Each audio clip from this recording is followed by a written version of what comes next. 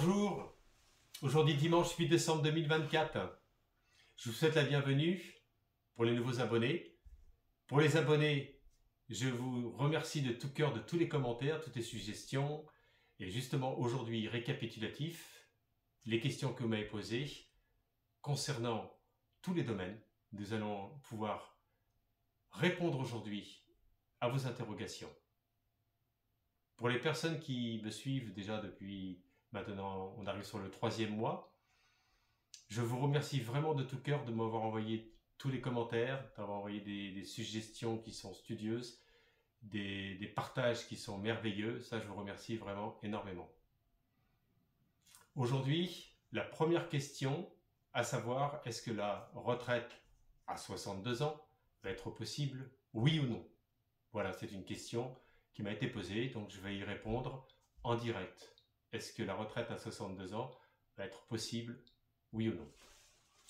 Alors, je pose la question. Est-ce que la retraite à 62 ans va être possible, oui ou non? Alors, la retraite à 62 ans. On a la roue de fortune.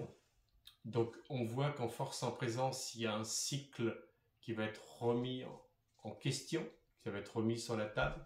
Ça va être encore les pourparlers, encore les discussions qui vont être posées par rapport à ce sujet, la progression des retraites. Donc, on voit que ça va continuer à pousser encore dans ce sens-là. Donc, il y a des partis pris qui vont être ce qu'on appelle en force en présence, qui se maintiennent sur le projet. Donc, on voit que c'est déjà en force en présence, c'est pas si mauvais que ça. Et après, derrière, il y a les indécisions même. Bon, ben, ça, si vous voulez, c'est l'indécision de l'attraction. Parce que la 6, l'amoureuse, c'est la position de l'attraction de l'amour.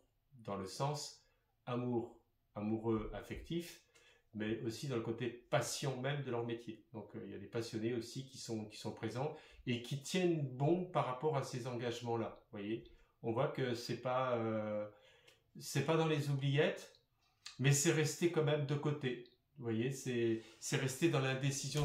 On a l'impression que c'était plus vraiment le sujet principal pour avancer, quoi. Donc,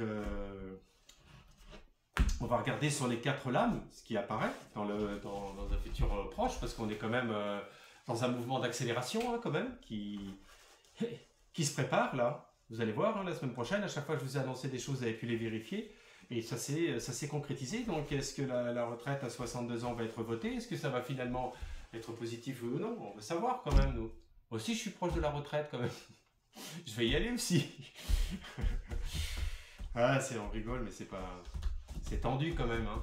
Il y a certaines personnes qui ont des métiers difficiles. Je comprends qu'aujourd'hui, vous avez envie d'obtenir une réponse. Mais rassurez-vous, je sens des choses positives pour vous de cette génération-là. Allez, force en présence, voilà, on est là, on est présent. Allez, le battleur, un homme jeune qui poursuit l'action. Donc ça, moi, il y a dans un parti politique, on va parler clairement, il y a un homme jeune qui pousse quand même dans cette abrogation des retraites. On voit on essaie de trouver par magie, dans le sens parce que c'est vrai que là, quand on parle de magie, c'est-à-dire qu'aujourd'hui, il faudrait vraiment qu'il puisse y avoir un boostage de tous les partis pour que ça puisse revenir à la surface, un peu cette histoire. Pourquoi? Parce que c'est une notion de temps. À croire que, si vous voulez, c'est que tellement tout s'est accéléré ces derniers temps que c'était pas le sujet principal qui est revenu sur la table. Vous voyez? C'est pour ça qu'il y a l'équilibre là qu'on ressort. Et après, la transformation, donc on voit que de toute façon, la retraite beaucoup plus tard, enfin, je vous expliquerai après, ça ne sera pas à 62 ans, ça c'est sûr. On voit qu'il va y avoir un balayage complet, il va y avoir une restructuration même pour les futurs retraités, quoi. Et la justice, voilà. Donc il va y avoir effectivement tout ça qui va être mis en place au niveau juridique. Et on y arrive là. Moi, honnêtement, pour moi, je perçois que ça va ressortir. Là, on risque de reparler tout au long de la semaine. Je le sens comme ça en voyant ce direct. Je me lance, allez, sans filet. Mais là, ça va ressortir sur le tapis. Donc, moi, ce que je perçois, c'est qu'il va y avoir... pour vous répondre, hein, vous avez besoin d'avoir une réponse. Vous allez pouvoir partir à 62 ans, là, les générations qui ont qui ont une carrière longue, qui sont nés en 63, 65, 66, dans ces périodes. Bon, ça, je le vois. Maintenant, ce que je perçois, c'est qu'ils risquent d'être assez astucieux et assez vicieux d'une certaine manière. À 62 ans, vous partez, mais bon, vous n'avez pas complètement, si vous voulez, la somme totale que vous pourriez espérer de votre retraite. Bon, mais c'est pas négatif. Pour moi, là, c'est en tous les cas par rapport à la génération de ce que je vois là. Maintenant, si on pose la question des générations qui sont nées en 70, 75 et tout ça en 80, moi, je perçois que ce sera honnêtement, beaucoup plus tard. D'ailleurs, en 2015, déjà, vous vous rendez compte, j'avais déjà annoncé qu'on aurait une retraite à 68 ans, à peu près en 2030. Hein. Donc, la moyenne de la retraite en 2030, on approchera 66, 68 ans. Bon. Là, aujourd'hui, on est encore dans l'ouverture positive pour les personnes qui sont des générations des années 63, 65. Voilà, vous allez pouvoir sortir de ce sillage-là et puis vous allez être content d'être libéré. Voilà, cette première question-là, elle est là. Après, vous avez vu, c'est très trouble hein, dans l'abrogation des retraites, hein, dans ce que je viens de vous dire. Hein. En force en présence, le magicien, la tempérance, l'arcane sans nom et la justice. Donc on voit qu'il continue à batailler quand même à l'Assemblée nationale, on voit qu'il continue à... Oui, il y a les partis qui continuent à insister dans ce sens-là. Ils défendent effectivement l'abrogation des retraites. On voit que ça va être remis sur le tapis. Voilà. Donc ça va être un sujet en force en présence. Voilà. C'est là-dessus que le gouvernement en place... ça va recommencer un peu dans la dualité par rapport à ce sujet-là, quoi. Voilà, bon. Donc il va y avoir encore des changements, hein, voilà, bon, écoutez, hein, c'est pas trop mal pour les personnes qui voulaient avoir une réponse, puisque les personnes qui m'ont envoyé un message arrivaient à 62 ans, donc voilà, vous avez la réponse, vous allez voir, ça va se passer comme ça. Hein. Vous voyez, avec le pape, donc ça va se décider pour vous, vous êtes protégé. Vous êtes protégé. On voit qu'il y a la possibilité de pouvoir maintenant d'être dans la bienveillance. C'est bon. Écoutez, la deuxième question que vous m'avez posée, qui est assez importante, on en avait parlé, je vous avais expliqué qu'au niveau du Mercosur, donc le libre-échange avec les pays d'Amérique latine, l'Argentine, le Pérou, la Bolivie, etc., c'est la concurrence des agriculteurs, des producteurs et industriels et tout. Moi, j'avais dit que la France ne serait pas d'accord de signer le traité pour le Mercosur. Donc, c'est ce qui est produit. Pour ça, j'avais dit ça il y a déjà plus d'un mois en arrière. C'est ce qui s'est produit là la semaine dernière. Donc, on voit que dans les prédictions, il y a des choses qui se concrétisent. Maintenant, est-ce que ça va pouvoir se fixer dans le temps? Est-ce que ça va durer dans le temps, ce maintien de la France auprès du Mercosur? Voilà. Donc, la question qui m'a été suggérée, parce que toutes les personnes n'ont pas regardé non plus toutes les vidéos, voilà, donc c'est pour ça que j'essaie de clarifier les choses. Donc, est-ce que la France va céder au Mercosur, concrètement? Voilà, est-ce que la France va céder au Mercosur? Voilà. Boum, la maison Dieu. Ben, écoutez, en tous les cas, pas en l'état. Pas en l'état actuel des choses, ça signifie que le résident et les partis politiques et tout ça, ils vont se batailler quand même pour ne pas enfoncer le clou. Pourquoi? Parce que si vraiment, là c'est un sujet qui pourrait être vraiment terrible pour les agriculteurs, pour les producteurs, etc. Donc on voit qu'il y a encore une continuité même de manifestations, de dualité, de feu vraiment, quand on parle de feu, c'est-à-dire de colère, la colère qui s'extériorise par rapport à cette concurrence illégale et déloyale. C'est illégal dans le sens, quand je dis illégal et déloyal, c'est parce que, si vous voulez, la façon dont la production même des animaux, etc., c'est pas conforme à notre éthique et à nos cahiers des charges. Et il est là le souci. En gros, bon, après, il y a plein de choses qu'on ignore, mais enfin, bon, de toute façon, là, pour l'instant, si vous voulez, c'est... Et ensuite, la décision, donc, moi, je perçois quand même que le résident actuel, voilà, de ce côté-là, il n'est pas partant, si vous voulez, pour aller valider le Mercosur, le traité du Mercosur. Donc, moi, je perçois que il va y avoir encore des terrains de négociation, mais en l'état, non. En l'état, alors vous allez me dire oui, mais il y a quand même déjà des produits d'Argentine qui sont sur la grande distribution, tout ça, je suis d'accord avec vous, mais là, vous voyez, il y a des choses qui passent en travers du filet, mais à mon avis, il y a plein d'autres produits, pour l'instant, qui ne sont pas sur le territoire français, qui ne correspondent pas au cahier des charges de la France, et puis surtout, surtout par rapport à la concurrence, si vous voulez, complètement déloyale vis-à-vis des producteurs. Donc, en état, non. Pour l'instant, la France ne cède pas. Bon, comme quoi, vous voyez qu'il n'y a pas forcément que des mauvaises choses qui se passent au niveau du gouvernement. Il y a aussi une conscience qui à mon sens, réfléchit. Bon, et voilà. Donc ça, c'était déjà la deuxième question sur le Mercosur. Ben, écoutez, en l'état, pour moi, en l'état, la France ne va pas avancer à voter le Mercosur. Ça, c'est clair. Voilà. Donc tous les autres pays, par contre, ont signé. Attention, hein, ça envoie, ça pousse encore derrière.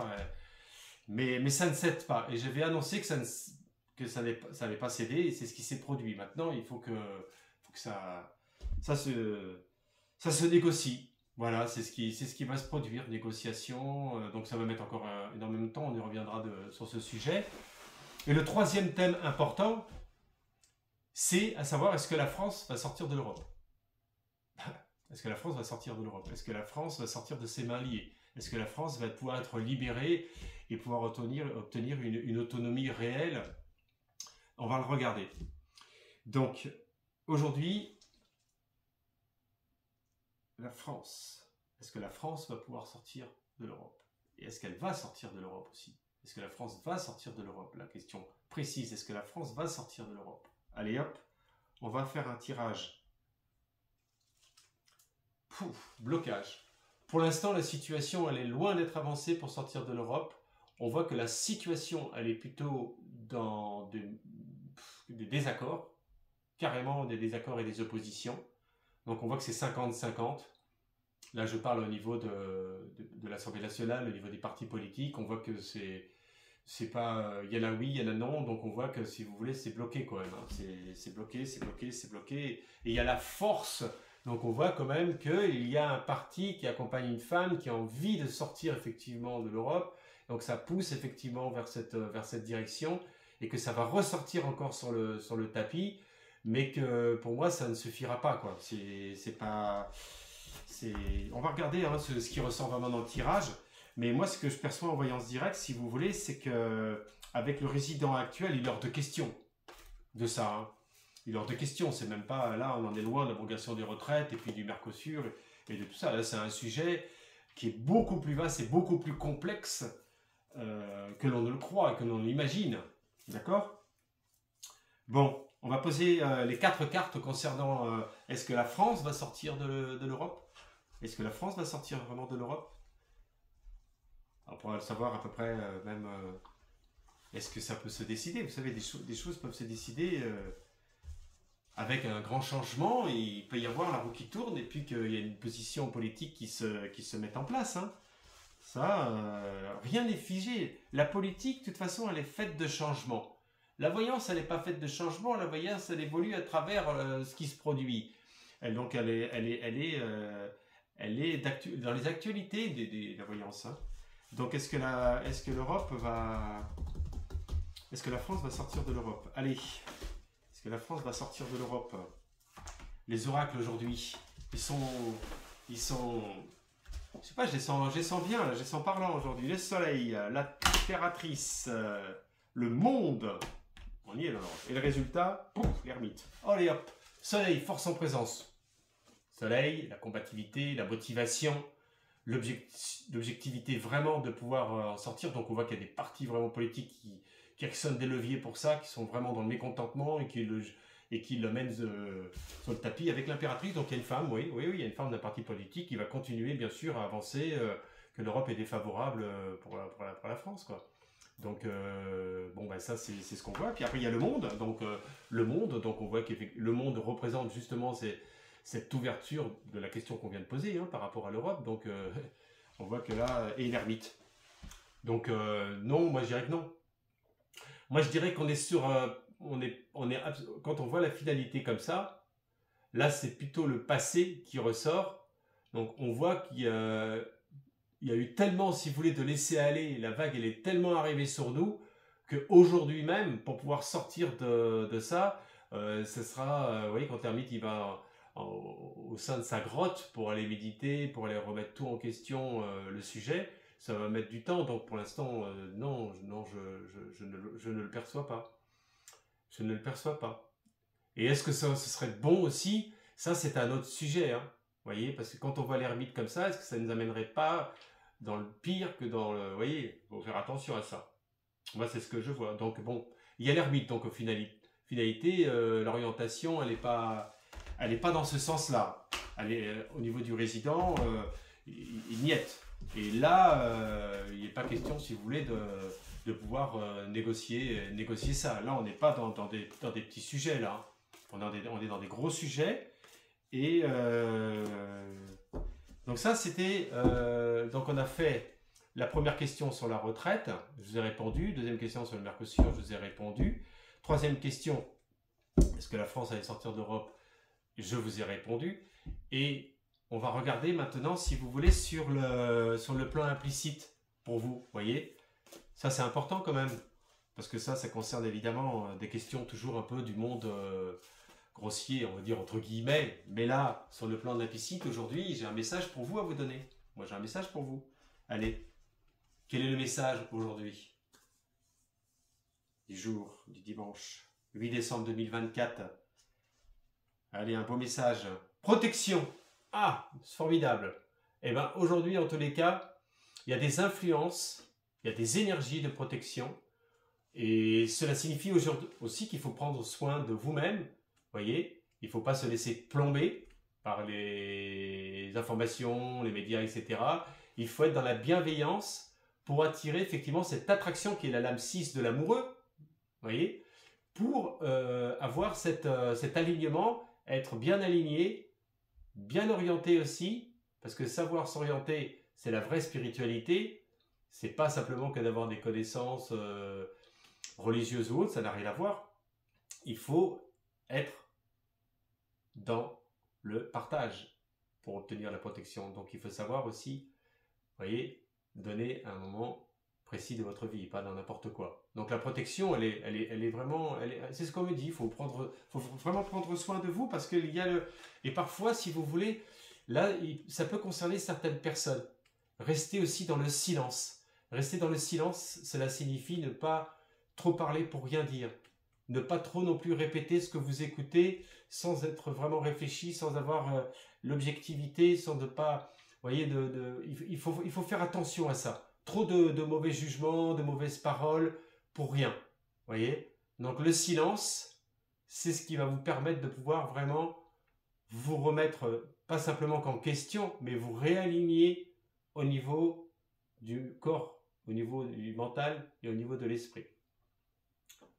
C'est les trois mondes, physique, psychique et spirituel.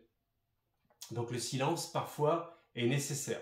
Il est vraiment nécessaire. C'est ce qu'on me dit, aujourd'hui. Protection et silence. Oui, il y a une autre question que vous m'avez posée. Vous m'avez posé la question, oui, Lucien, par rapport à l'alimentation, qu'est-ce qu'on peut faire? On peut faire ci, on peut faire ça. Bon, bref. Moi, j'ai pas de conseils. C'est pas ma spécialité, l'alimentation.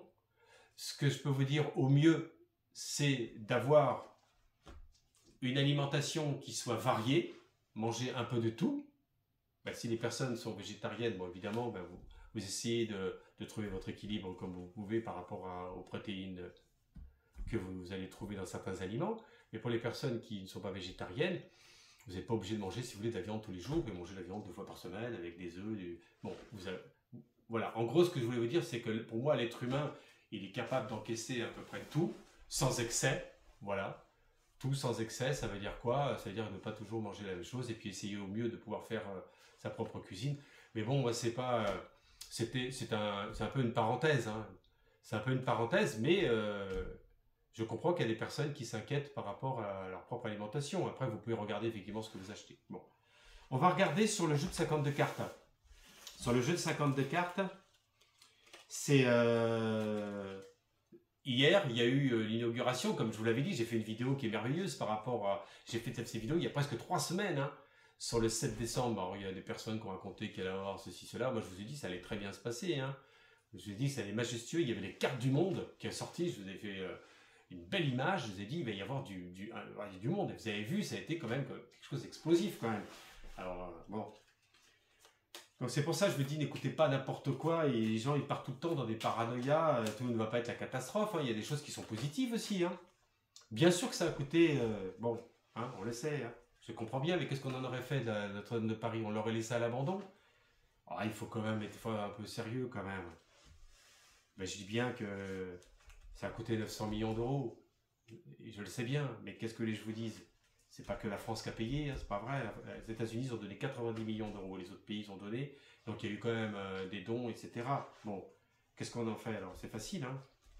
Toujours la critique, mais vous êtes président de la République, vous faites quoi? Vous laissez la cathédrale Notre-Dame de Paris se remplir de flotte pendant 5 ans, bon, c'est quand même pas raisonnable quand même.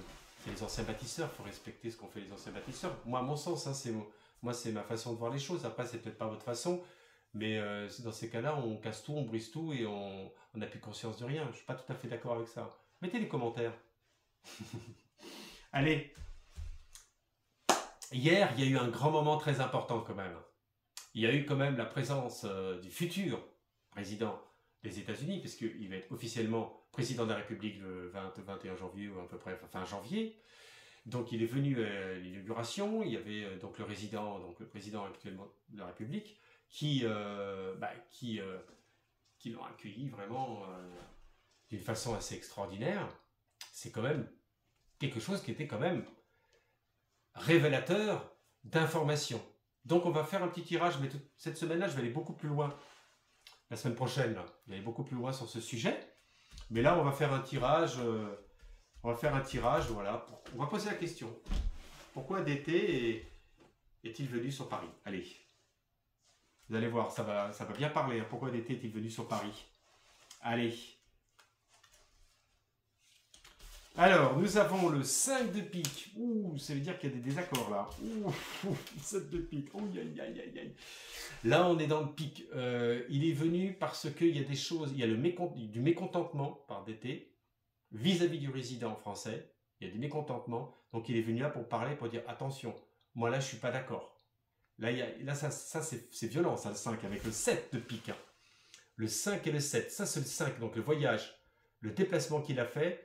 Il était bien, machin, il avait la cathédrale, tout ça. Mais derrière tout ça, il y avait quand même un entretien très précis sur du mécontentement, d'engagement de la part du résident. Avec le 7 derrière, donc mise en garde, là, pour l'économie future. Ah ouais. Et le 2 de carreau, le diamant, hein, donc on voit bien que là, association, donc il y a possibilité bien sûr d'avancer. Ce qu'on parle d'association, c'est-à-dire de pouvoir collaborer, de pouvoir vraiment faire des marchés, faire développer de la finance, etc. Vous voyez, bon, ça c'est avec bien sûr l'as de cœur. Donc l'as de cœur, on voit bien que si vous voulez, le futur président des États-Unis, il a vraiment, comment on pourrait expliquer ça, pris le dessus, certes, mais en même temps toucher au plus profond les émotions même du résident actuel français. C'est ce que j'ai vu. Donc moi, ce que je perçois, c'est quand même que le résident français a été très, très à l'écoute, très touché par ce qu'il lui a dit, ce qui lui a exprimé ses mécontentements. Donc là, quand on voit l'as de cœur comme ça qui ressort, ça veut dire qu'il va se bouger, hein, le résident français. Hein. Pour moi, c'est sûr. Hein. Pour moi, c'est sûr. Qu'est-ce qu'il a comme impact? C'est incroyable. Hein. Un 5 de pique en force en présence, il n'est pas arrivé avec, si vous voulez, il n'est pas arrivé simplement que, c'est pas une question de bienveillant, hein, mais il n'est pas arrivé dans une position, salut, t'es mon copain, on va manger ensemble et tout va bien se passer. Hein. Non, ne croyez pas ça. Hein. Ne croyez pas ça. Il a beaucoup de personnalités qui montrent qu'il pique. Hein. C'est le cas de le dire. Hein. Parce que ça, c'est pas bon hein, quand on voit ça comme ça, en force en présence. Hein. Voilà, donc, écoutez, en tous les cas, déjà dans un premier plan, il est venu, ils ont discuté, ils ont mis à table véritablement les objectifs, Et on voit que le résident français, il en a pris vraiment sur lui et que bon, il a été touché au niveau émotionnel dans le cœur, donc ça veut dire qu'il va un peu, pour moi, il va suivre la cadence avec lui. J'en suis convaincu qu'il va se mettre dans le sillage. Il va pas se mettre en opposition, c'est sûr. Pour l'instant, c'est ce qui ressort. C'est bien, hein? C'est bien, c'est bien, c'est bien. Bon, après, par rapport à ce que je vous ai dit par Titi Poupou Neuneu avec le Cucuranel, je vous ai fait une vidéo. Bon, on va pas revenir pour l'instant là-dessus, mais j'ai fait des annonces concernant des dates. Donc, bon, bah, il suffit de regarder la vidéo précédente et vous reviendrez là-dessus parce qu'on y arrive et pour moi, ça ne sent pas le coup, quoi. C'est pas bon du tout, hein. Là, c'est pas bon du tout. Donc, c'est peut-être. On y reviendra cette semaine, mais c'est peut-être ça aussi qui ressort là, dans le 5 de pique et le 7 de pique là, par rapport à les discussions, les sujets de discussion qu'il y a eu là. Eh bien, écoutez, je vous souhaite en tous les cas une bonne fin de journée. Prenez soin de vous. Il y a la protection hein, qui ressortait et le silence. Donc, ça signifie que parfois, il vaut mieux rester un peu en retrait. Éviter de trop parler pour rien dire, rester, comme on dit, zen, et tout se passera pour le mieux. Je vous souhaite à toutes et tous une bonne et heureuse fin de journée.